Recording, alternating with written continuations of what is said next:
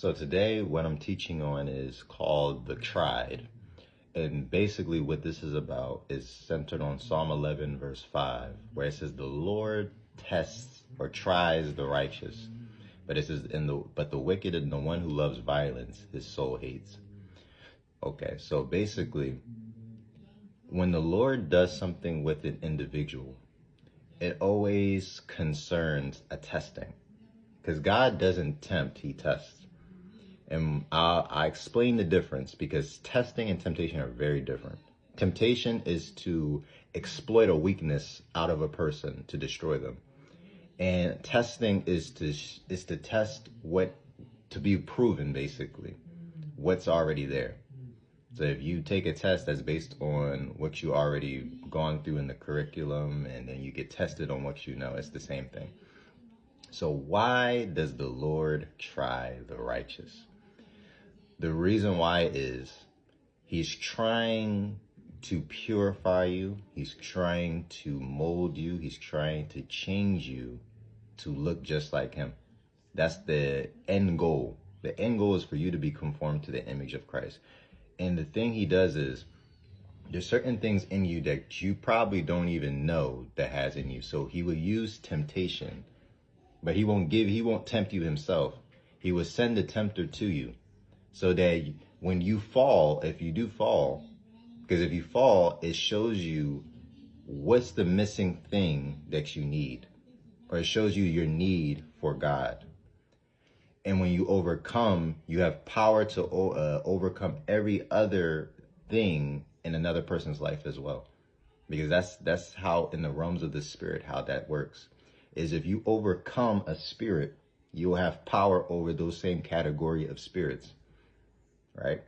So testing, when you're tested, that's why it says he tests the righteous all day long. He doesn't do that with the wicked. He does that with the righteous. Why? Because he's trying to produce something that has never been seen in the earth before. And what he tests is the heart. God is not so much so focused on your actions. He's focused on the intentions of your heart. So that's what he begins to try. He will send things to you and see, okay, will they feed the widow? Will they help somebody out of prison? Will they give a lending hand to someone in need, right? It was just like he made this parable of the Samaritan man, right? The Good Samaritan. And basically, even the priests who considered themselves religious and spiritual, they walked away. They prayed for him and said, hey, God bless you, and walked away. But this Good Samaritan who didn't know God, presumably, right, in this parable, came, clothed him when he was naked, and actually got him to an inn, and then said, listen, I don't have enough money, but the money I give right here, and the next time I come, I can pay the whole thing. So you see, God is more interested in the heart, because if the heart and the intentions of the heart are changed, then that means even your actions will change as well. That's why you will notice your actions isn't changing, is because the intentions of your heart has not been conformed into the image of God. And one of the things, the changing of the heart, is the reading of the word. Because it says to renew our minds that we may know the good, acceptable, and perfect will of God is. So as you begin to read the word, you have a filter system in you to where when you start to sense an intention in you, you'll be able to take that captive and exalt the knowledge of God. And also, he will test you on what you even have read, what you even profess. Because some of you might read and say, the Lord is my defender. But then a situation will come up. Do you really believe that the Lord would defend you? It will show you where you're at. Because God doesn't do these things to destroy you. He does these things to show you where you're at so you can grow. That's why the righteous gets tried, even with death. Because I'm going to be honest with you, death to God is different than death to us. Because when we see death, it's painful, of course, because our loved ones is passing away. But to God, they're coming right to him. So it's like if he ends up taking, let's say, your family member, it's like, to him, it's like, well, they're returning back unto me because they're a gift. That's why our families is a gift. Our children's are a gift, right? So even with that, he would use that to even strengthen you, to make you even a greater lover than you ever was before. Because before you loved people, but when one of your family members died or a friend passed away, you'll realize how much you can love even greater because now you understand the value of life. Life is short. We shouldn't be bickering. I shouldn't even have hate in my heart towards people. I should be in the place of forgiveness. Because the reason why is now because you went through that God tested you with that. You have now been a candidate to be a disciple of God. Because notice he says, they know you're my disciples, not by miracle signs and wonders, but it says by love. So God has now proven you to be a disciple by the way you love. So the ground for testing is to test you on what God has already been grooming and preparing you for. And if any of you, well, I'm pretty sure everybody failed a test and even felt temptation. But don't let that bring you down to where it's like, I'm disqualified. Because really, you being disqualified is you being qualified. Because to God, it doesn't matter what you have done. He will use anything because that will show his glory. If he used the unqualified, someone you thought was a murderer, he can immediately change him, encounter him, and he'd be changed, just like Rahab the prostitute. He said this, hey, she's righteous to me. Notice, righteous to me, not righteous to you. Because even with Rahab, he tested her. He tried her, and she passed the test because she understood, she captured God's mind when she said this, I know what your God has done.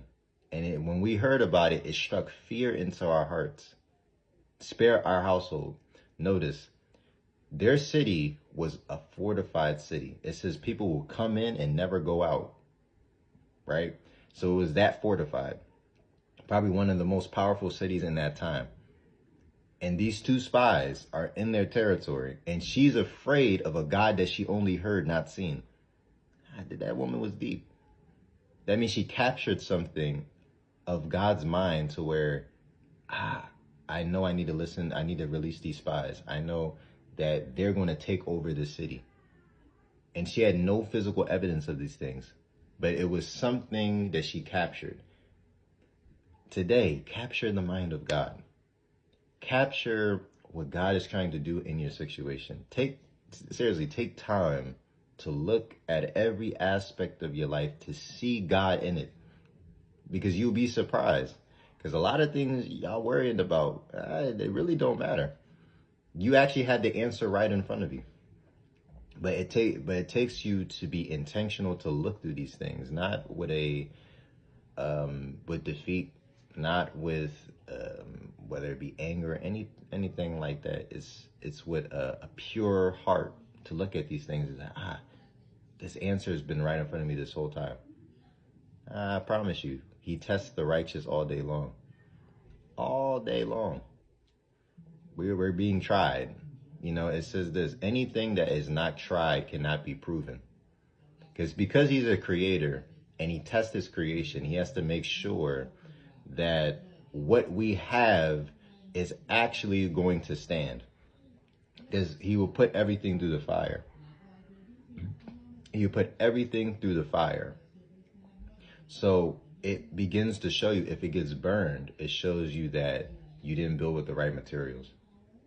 So that's why it's very essential to take note within yourself, to be able to be an observer of your own life, to see, okay, what worked, what didn't work. Okay, then you find the solution within that. Okay, the reason why this happened is because of this. Okay, let's fix that. Let's present this before God. This is a weakness. That's a weakness that you submit to God, and he'll begin to give you strength for it. He'll begin to give you grace for it. Because that's just who he is. He'll give you grace to overcome. He'll give you grace to keep on moving forward and to press into the things of him. Because remember, the vision that God is giving you, the dream that God is giving you, you can't only do it by your own strength. You need his spirit. You need his spirit. That's why he said this to Zerubbabel. He says, not by might, not by power, but by my spirit. So you need a spirit at all times. That's why temptation reveals how much of God do you have within you. How much of God do you really know? So take this time to be intentional in your lives. Take this time to really see God in the details of your lives. And I promise you, you'll be very surprised that you are in the place of testing. And when God tests you, that's always for greatness.